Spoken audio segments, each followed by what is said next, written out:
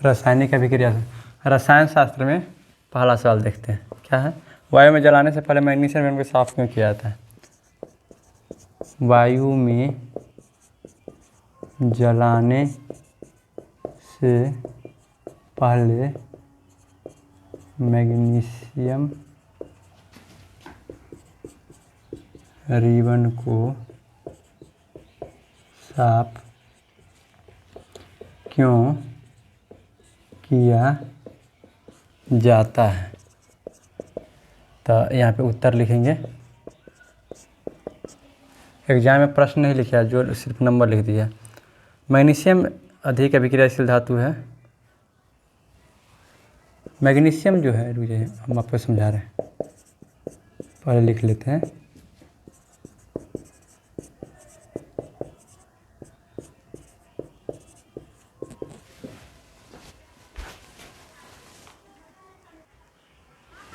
देखिए क्या है, कहता है वायु में जलाने से पहले मैग्नीशियम रिबन को साफ क्यों किया जाता है? तो यहाँ पे लिखा है मैग्नीशियम अधिक क्रियाशील धातु है।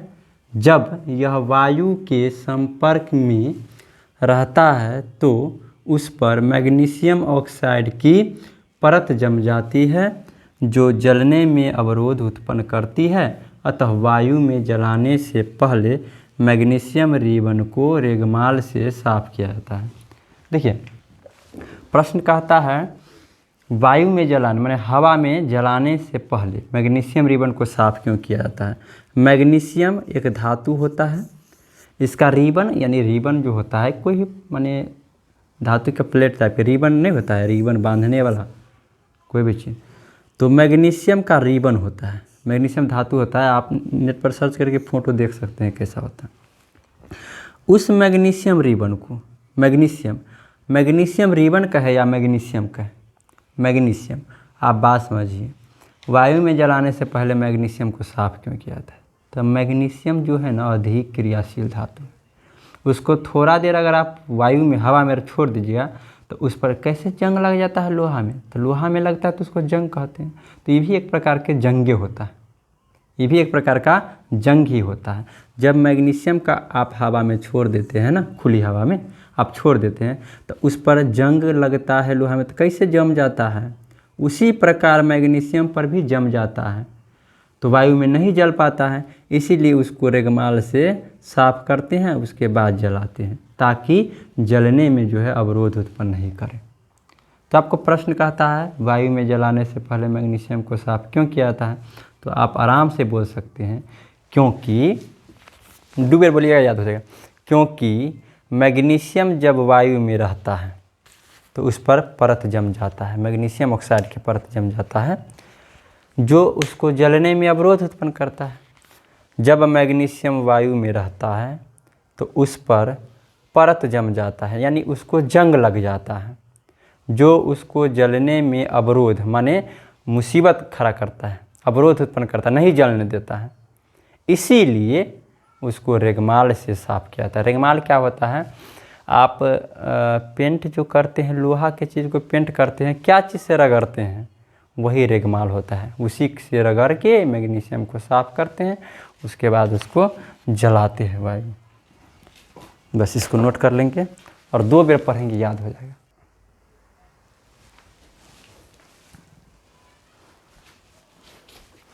अगला सवाल है 2 नंबर है सफ़ेदी के लिए किस पदार्थ का उपयोग किया जाता है, उसका समीकरण तथा सूत्र लिखे एवं जल के साथ अभिक्रिया का समीकरण लिखे। तो सफ़ेदी यानी कि चूना करने के लिए, दीवार जो पोतैया करते हैं तो सफ़ेदी करते हैं, तो उसके लिए किसका उपयोग करते हैं? कैल्शियम ऑक्साइड का। कहाँ गया? कैल्शियम ऑक्साइड का उपयोग करते हैं। सफ़ेदी के लिए किसका उपयोग करते हैं? Calcium oxide. 2 बार बोलिएगा, याद हो जाए, कैल्शियम ऑक्साइड। इसका रासायनिक सूत्र CaO होता है। अब ये भी कहता है जल के साथ अभिक्रिया, तो CaO प्लस जल का होता है सूत्र H2O, एरो CaOH का होल ट्वाइस। सफ़ेदी के लिए किसका उपयोग? कैल्शियम ऑक्साइड का उपयोग।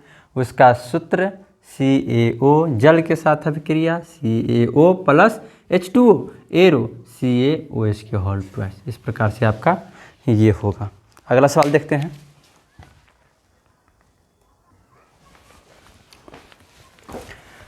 क्या है, जब लोहे की कील को कॉपर सल्फेट के विलयन में डुबोया जाता है तो विलयन का रंग क्यों बदल जाता है, समीकरण लिखिए। सवाल कहता है लोहा के कील, ये कोई ज़रूरी है कि कीले होगा, लोहा के कोनो चीज़, लोहा के किसी भी चीज़ को आप कॉपर सल्फेट, कॉपर, कॉपर जानते हैं ना, copper, copper copper copper sulphate का विलयन, माने कॉपर सल्फेट का विलयन होता है, यानी कि पानी जैसा, उसको क्या कहता है, उसको पिघला करके अब पूरा पानी जैसा बना देगा। तो लोहा को कॉपर सल्फेट के विलयन, माने उसको पानी जैसा है द्रव, उसमें कॉपर सल्फेट के द्रव में लोहा को डालिएगा तो उसका रंग बदल जाता है, क्यों, समीकरण भी लिखना है।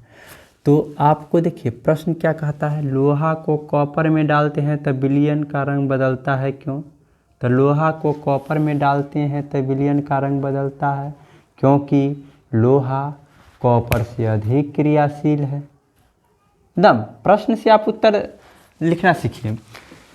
प्रश्न कहता है कि लोहा को कॉपर सल्फेट के विलयन में डुबाया जाता है तो उसका रंग क्यों बदल जाता है।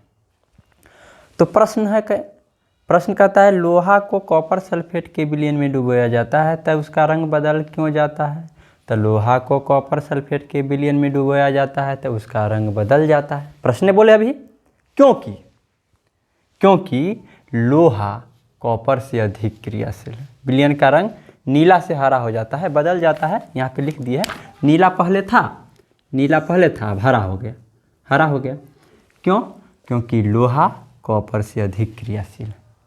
लोहा रंग क्यों बदल जाता है, लोहा को कॉपर सल्फेट के विलयन में डुबोते हैं तो क्यों बदल जाता है, क्योंकि लोहा कॉपर से अधिक क्रियाशील है, जो उसको विस्थापित कर देता है, लोहा कॉपर को विस्थापित कर देता है।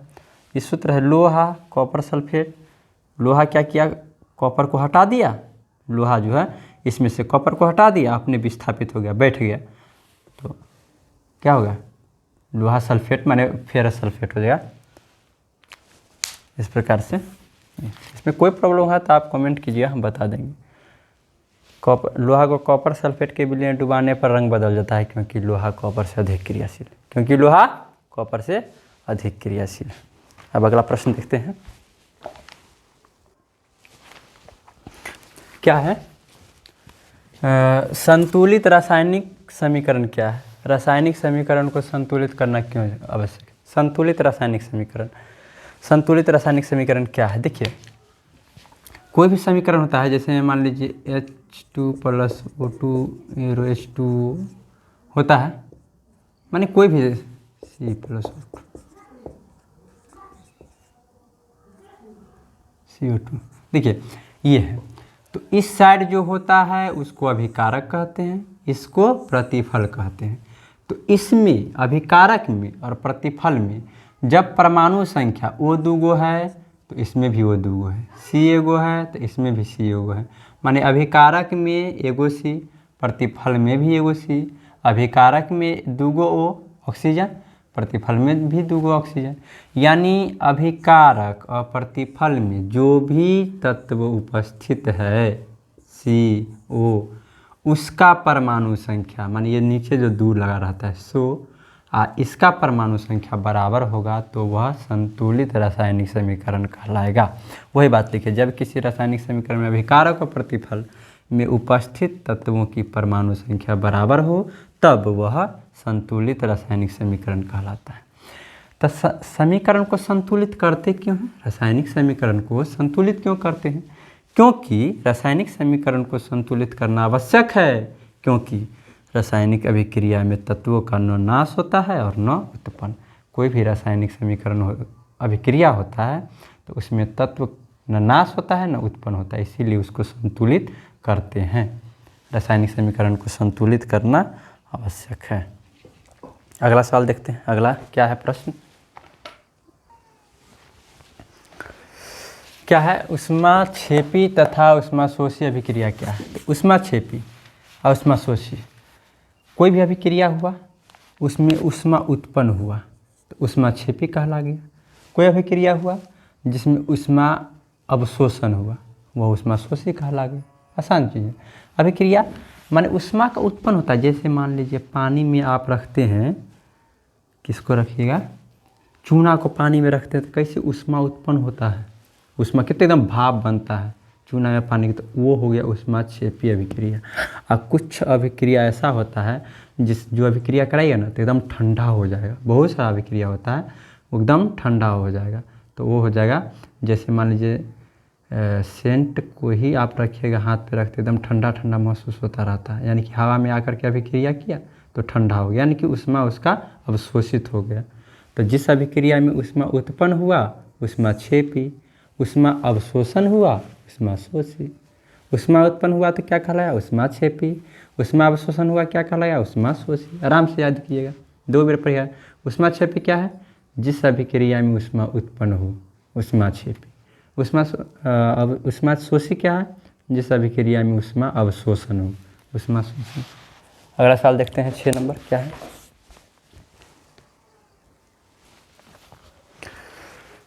श्वसन को ऊष्माक्षेपी अभिक्रिया क्यों कहते हैं। श्वसन सांस हम जो लेते हैं, सांस जो हम लेते हैं और छोड़ते हैं, सांस लेते हैं मतलब रखिए सांस जब हम लेते हैं तो उस श्वसन को, सांस लेते हैं उस श्वसन को ऊष्माक्षेपी अभिक्रिया क्यों कहते हैं। हाँ, ऊष्माक्षेपी के बारे में क्या जानते हैं। ऊष्माक्षेपी अभिक्रिया क्या होता है कि जिसमें ऊष्मा उत्पन्न होती है। ऊष्मा को ऊर्जा भी कहते हैं। ऊष्मा को क्या कहते हैं, ऊर्जा भी कहते हैं। ऊष्मा माने धाव, ताव जो लगता है उसमें ऊर्जा होता है ना, शक्ति होता है। तो ऊष्माक्षेपी अभिक्रिया में ऊष्मा उत्पन्न होती है और श्वसन भी हम लेते हैं तो हमको ऊर्जा मिलती है। श्वसन लेते हैं तो ऊर्जा मिलती है, और जब कोई अभिक्रिया होता है तो ऊष्मा उत्पन्न होता है, तो दोनों बात सेम ही हुआ। तो इसीलिए ऊष्माक्षेपी अभिक्रिया श्वसन को नहीं कहेंगे। ऊष्माक्षेपी अभिक्रिया में क्या होता है, ऊष्मा उत्पन्न होती है और श्वसन में भी हमको ऊर्जा मिलती है, तो दोनों बात तो सेम ही हुआ, दोनों में तो ऊर्जा मिलता है, इसीलिए श्वसन को हम ऊष्माक्षेपी अभिक्रिया कहेंगे। तो वही बात लिखिए, श्वसन क्रिया के बाद हमें ऊर्जा प्राप्त होती है, तो हम श्वसन को ऊष्माक्षेपी अभिक्रिया कहते हैं। 7 नंबर सवाल कहता है अवक्षेपण अभिक्रिया से आप क्या समझते हैं। तो कोई अभिक्रिया, अभिक्रिया माने क्या होता है, अभिक्रिया माने क्या होता है, जब 2 पदार्थ मिलकर के कोई अन्य पदार्थ बनाता है। तो जब कोई 2 पदार्थ मिलेगा, अन्य पदार्थ बनेगा, उसके साथ अवक्षेप भी बनेगा, तो अवक्षेपण अभिक्रिया। जिस अभिक्रिया में अवक्षेप का निर्माण होता है उसे अवक्षेपण। ये तो आसान बात है, अवक्षेपण अभिक्रिया प्रश्न से पता चलता है। जिस अभिक्रिया में अवक्षेप का निर्माण होता है, ये आपको ये लिख दीजिएगा, ये सोडियम नाइट्रेट जैसा अवक्षेप है, ये सोडियम नाइट्रेट है, समझे। सोडियम क्लोराइड की अभिक्रिया सिल्वर नाइट्रेट से कराते हैं। सोडियम क्लोराइड की अभिक्रिया हम सिल्वर नाइट्रेट से कराते हैं, तो सोडियम क्लोराइड तथा सोडियम नाइट्रेट, सोडियम क्लोराइड प्राप्त होता है तथा सिल्वर नाइट्रेट दही जैसा अवक्षेप प्राप्त होता है। ये आप यहाँ लिख दीजिए, sodium chloride, sodium chloride silver nitrate, silver nitrate, silver chloride, silver chloride, और ये सोडियम नाइट्रेट। अगला सवाल देखते हो गया ये। अगला देखते हैं, अगला देखते हैं हम।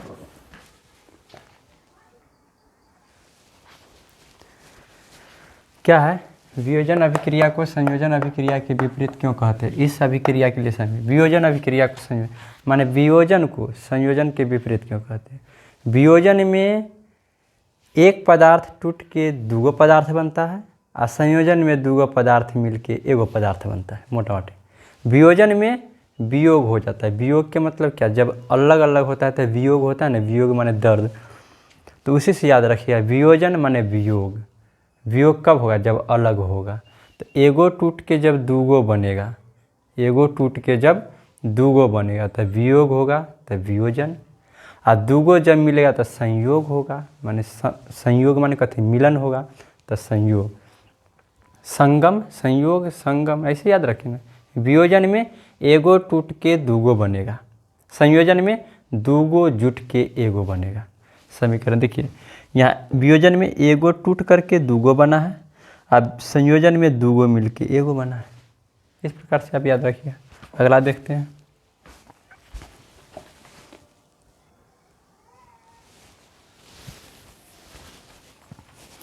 लोहे की वस्तुओं को हम पेंट क्यों करते हैं? लोहा की वस्तु के पेंट क्यों करते हैं? कोई भी आदमी जानता है, जंग से बचने के लिए। वही बात लिखी है, जब लोहे की वस्तु नम वायु के संपर्क में रहती है तो उस पर जंग लग जाती है। जंग से बचने के लिए हम लोहे की वस्तु, जब लोहा की वस्तु वायु के संपर्क में रहती है, खुली वायु में छोड़ दीजिए ना, तुरंत जंग लग जाए। तो वही से ना बचे के लिए हम पेंट उंट कर देते हैं। तो इसीलिए लोहा, जंग लगने से बचने के लिए हम लोहा की वस्तु को पेंट करते हैं। और देख लेते हैं तो प्रश्न क्या है? दहन के लिए आवश्यक शर्तें। माने दहन माने कोई भी चीज़ जलने के लिए क्या क्या चीज़ होना चाहिए? जलने के लिए क्या क्या चीज़ होना चाहिए? ईंधन, माने लकड़ी या कोई भी चीज़ जलने वाला चीज़ वो होना चाहिए। वायु, हवा होना चाहिए। आपको हवा से आग लग ज़्यादा भी हो जाता है और कम भी होता है, समझे? हवा से कुछ हो जाता है, आप दिया, मान लीजिए दीप जल रहा है, उसको ज़ोर से फूकिए, हवा से मुझा गया। अगर दिया को आप पूरी तरह से हवा बंद कर दीजिए, गिलास से बंद कर दीजिए, शीशा के गिलास या किसी भी गिलास से बंद कर दीजिए, बंद हो जाएगा। तो यानी कि किसी भी चीज़ के जलने के लिए क्या होगा? वायु, हवा की भी जरूरत होगा, ज्वलन ताप की जरूरत होगा। मान लीजिए इसको किसी भी चीज़ को, इसको ये जलेगा,